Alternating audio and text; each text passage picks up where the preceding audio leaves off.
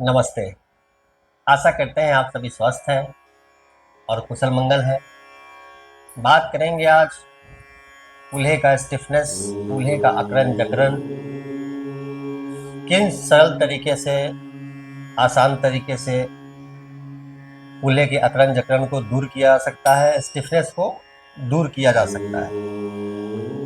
कूल्हे के स्टिफनेस बहुत सारी तकलीफों को जन्म देते हैं, बहुत सारी समस्या को जन्म देते हैं। पहले फोकस करते हैं, नज़र डालते हैं कूल्हे में स्टिफनेस आता क्यों है। कारण की चर्चा आवश्यक है, क्योंकि कारण की चर्चा से कई बार हम लोग समझ पाते हैं, बहुत लोग समझ लेते हैं कि ऐसी गतिविधि से मैं लिप्त हूँ या ऐसी गतिविधि, गलत गतिविधि मेरी है तो मैं सुधार कर लूँ। गतिविधि में सुधार करते ही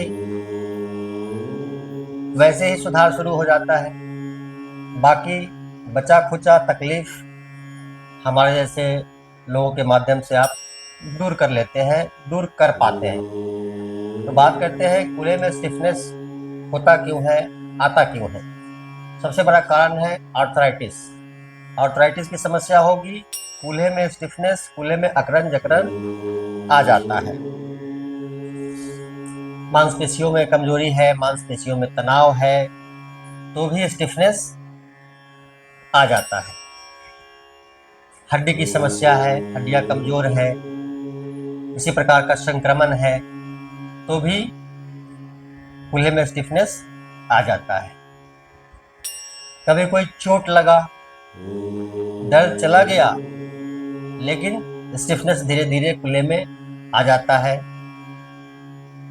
वजन आपका बहुत ज्यादा है तो भी कूल्हे में स्टिफनेस आता है। बढ़ती उम्र के साथ भी कूल्हे में स्टिफनेस आता है।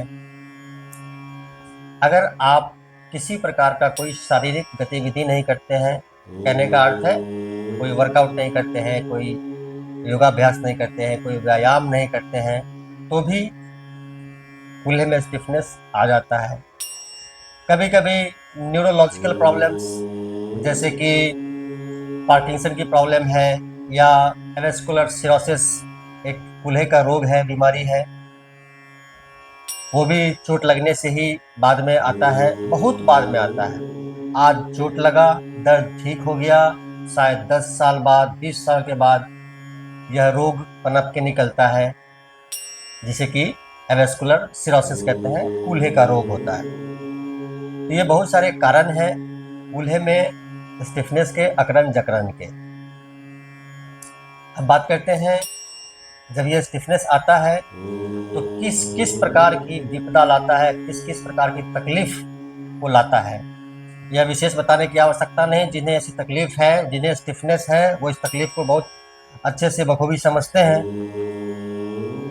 फिर भी बात करना आवश्यक है, कूल्हे में स्टिफनेस आएगा तो कूल्हे में अकड़न जकड़न रहेगा, दर्द रहेगा, कमर में दर्द हो जाएगा, पैरों में दर्द होना शुरू हो जाता है, पैरों में झुनझुनी, सुन्नपन, कंपन, जरा सा चलेंगे थक जाएंगे। तो कूल्हे का स्टिफनेस कहाँ कहाँ प्रभावित करता है आप सुन सकते हैं, समझ सकते हैं। फिर ये दर्द ऊपर की तरफ भी चलता है, पीठ की तरफ बढ़ता है, वहाँ भी दर्द शुरू हो जाता है। लेटेंगे तो तकलीफ, बैठेंगे तो तकलीफ, खड़े होंगे तो तकलीफ, चलने में तकलीफ, नींद की समस्या, मानसिक तनाव, ये सारी तकलीफें हैं सिर्फ कूल्हे के स्टिफनेस की वजह से। जबकि ये समस्या के जन्मदाता हम खुद हैं, मैं, आप। तो वो कुछ सरल से अभ्यास हैं जिसके नियमित अभ्यास से बड़ी सरलता से कूल्हे का स्टिफनेस दूर किया जा सकता है और इस तकलीफ से छुटकारा पाया जा सकता है। बेवजह अनावश्यक बातें नहीं करेंगे, अभ्यास की तरफ चलते हैं और इसको समझने का प्रयास करते हैं। आप इसका अभ्यास मैट पर कर सकते हैं, आप बेड पर भी कर सकते हैं। आप बेड पर लेटे लेटे कर सकते हैं। जैसे कि बढ़ती उम्र के साथ, मैंने कहा बढ़ती उम्र के साथ भी कूल्हे में स्टिफनेस आ जाता है। बड़े बुजुर्ग, अब वो उम्र 60, 70, 75, 80 की भी हो सकती है, ऐसे लोगों को बहुत सारी समस्या पहले से शरीर में आ जाती है। वैसे लोगों को नीचे मैट पर ये अभ्यास करना संभव नहीं हो पाता कई बार, तो बेड पर कोई भी व्यक्ति बेड पे कर सकते हैं, मैट पे कर सकते हैं। मैट पे नीचे बैठना संभव हो, लेटना संभव हो, वैसे करें। आप यहाँ आइए, मैट पर लेट करके और कुछ सरल से अभ्यास करते हैं। पीठ के बल लेटेंगे, ध्यान से देखेंगे।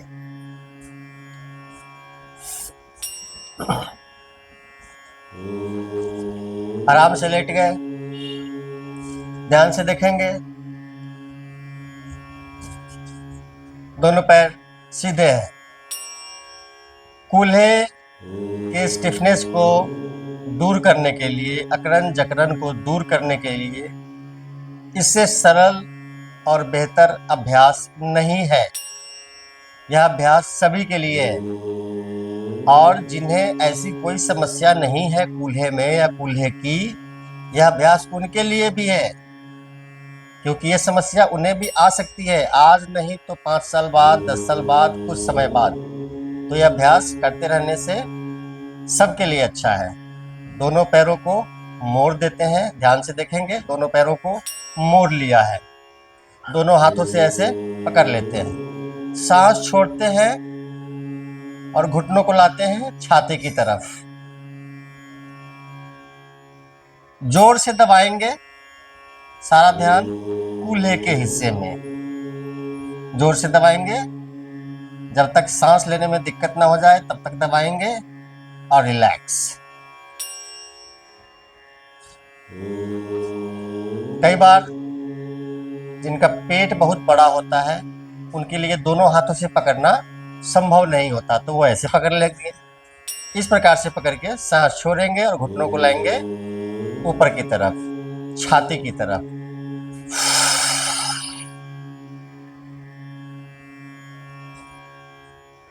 रिलैक्स।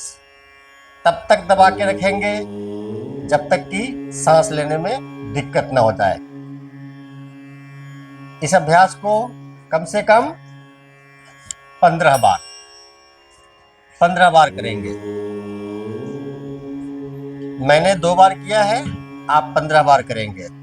अब दोनों पैरों को सीधा कर देते हैं इस प्रकार से, ध्यान से देखेंगे। अब एक पैर को मोड़ेंगे और यहाँ पर घुटनों के पास से दोनों हाथ से पकड़ लेंगे, दूसरा पैर जमीन पर सीधा। दाहिने घुटने को इस प्रकार से पकड़ते हुए दाहिने पैर को सांस छोड़ेंगे और घुटने को लाएंगे ऊपर की तरफ। सारा ध्यान कूल्हे पर। करीब 5 सेकंड होल्ड करेंगे और रिलैक्स। ठीक उसी प्रकार से दूसरे पैर को इस प्रकार से पकड़ेंगे और दबाएंगे अपनी तरफ। दूसरा पैर जमीन पर सीधा दबाएंगे, सारा ध्यान कूल्हे पर। 5 सेकंड और रिलैक्स। 10 बार 15 बार दाहिने पैर को, 10 बार 15 बार बाएं पैर को, 5-5 सेकंड होल्ड करते हुए अपनी तरफ स्ट्रेच करते हुए इसका अभ्यास करेंगे। आप देख सकते हैं, आप अपने बेड पर लेटे लेटे गंभीर समस्या, शारीरिक कष्ट का हमने चर्चा किया आपसे कि किस किस प्रकार की तकलीफ को ये लाता है। जो व्यक्ति कूल्हे की स्टिफनेस से, अकड़न जकड़न से सो नहीं पाएगा, चल नहीं पाएगा, अपना काम नहीं कर पाएगा, खड़ा नहीं रह पाएगा, बैठ नहीं पाएगा, इससे बुरा और क्या हो सकता है। तो बड़ी सरलता से आप इस तकलीफ से छुटकारा पा सकते हैं। आते हैं अगले अभ्यास की तरफ। तो ध्यान से देखेंगे, बहुत सरल है। दोनों पैरों को मोड़ दिया है। अब ये दोनों घुटने चलेंगे दाहिनी तरफ, नजर बाई तरफ। ध्यान से देखेंगे, दोनों हाथ कंधे बराबर इस प्रकार से फैले हुए, तो दोनों पैर चले दाहिनी तरफ और नजर चला बाई तरफ। यहाँ पर इस स्थिति को 1 मिनट होल्ड करेंगे। सारा ध्यान कूल्हे के हिस्से में, कमर के हिस्से में, 1 मिनट तक। स्थिति परिवर्तन, स्थिति परिवर्तन करेंगे। अब ये दोनों पैर चलेंगे बाई तरफ, नजर दाहिनी तरफ, सारा ध्यान कमर और कुल्ले के हिस्से में 1 मिनट तक। अब आते हैं एक और अभ्यास की तरफ, तो ध्यान से देखेंगे। यह मैंने मिनिमम समय आपको बताया कि 1 मिनट दाहिनी तरफ, 1 मिनट बाईं तरफ। नियमित करेंगे तो आपकी तकलीफ दूर हो जाएगी। ऐसी कोई तकलीफ समस्या नहीं है, ईश्वर की आप पर बड़ी कृपा है। आगे ऐसी कोई तकलीफ समस्या नहीं हो, उसके लिए यह अभ्यास कर ले। समय आपके पास रहता है, आप 1-1 मिनट के बजाय 2-2 मिनट भी कर सकते हैं, या 1 मिनट दाहिने 1 मिनट बाएं, फिर से 1 मिनट दाहिने फिर से 1 मिनट बाएं, ऐसा अभ्यास भी कर सकते हैं। जो स्थिति हमने आपको 10 बार 15 बार बताया, आप उसको 15 बार 20 बार कर सकते हैं। नियमित अभ्यास अगर आप करते हैं तो जो मैं आपसे बता रहा हूं इतना बहुत है। आते हैं अगले अभ्यास की तरफ, तो ध्यान से देखेंगे। दाहिने पैर पे बायां पैर, जंघा पे बायां पैर इस प्रकार से रखते हुए ये दाहिने हाथ से घुटने को पकड़ेंगे और घुटना चलेगा दाहिनी तरफ, नजर बाईं तरफ, सारा ध्यान कूल्हे पर, कमर पर 1 मिनट तक।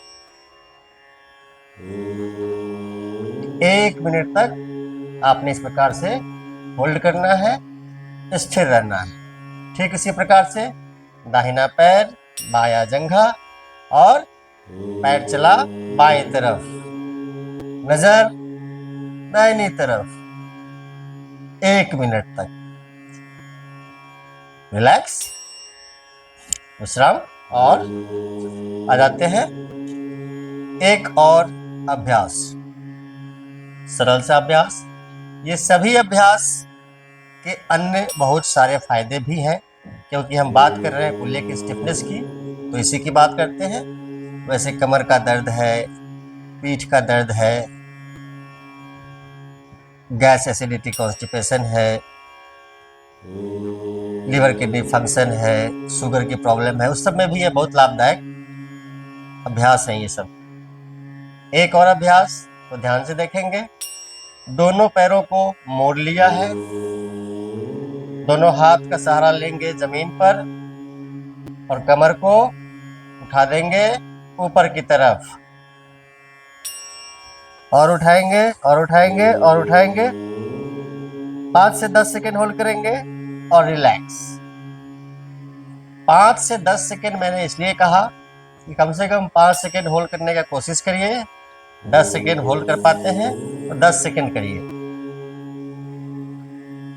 10 से 15 बार इसका अभ्यास करें।